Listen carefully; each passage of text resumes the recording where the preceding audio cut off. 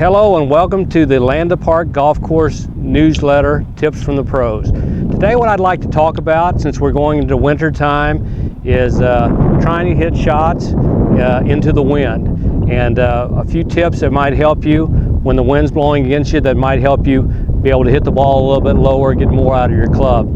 A common mistake that a lot of amateurs make is when they're going against the wind, what they'll do is grab maybe the same club they hit from that normal yardage, and what they'll do is to make a bigger swing.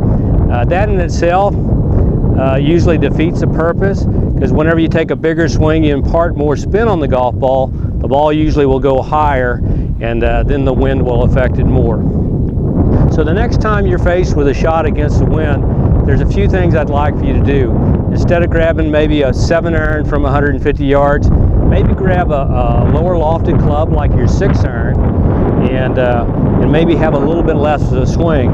That in itself is going to help you put less spin on the ball, will help keep the ball underneath the wind, and help you be a better wind player.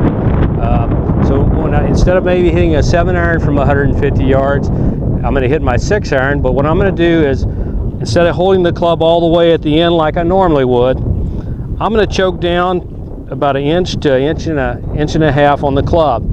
That's going to reduce a little bit of the speed in my swing.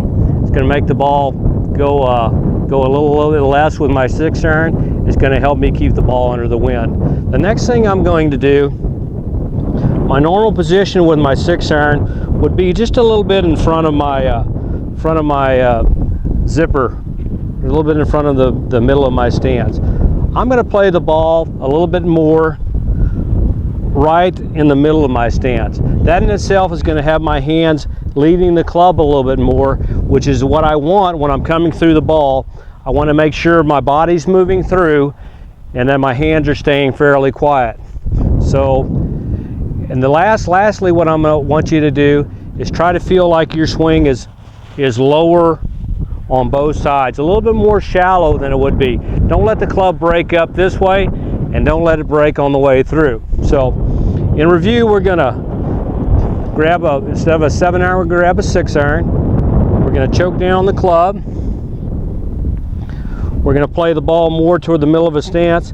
I am going to open my stance a little bit with pulling my left foot back, and I'm going to feel a little bit lower on this way and lower on the way through. Let's give it a go.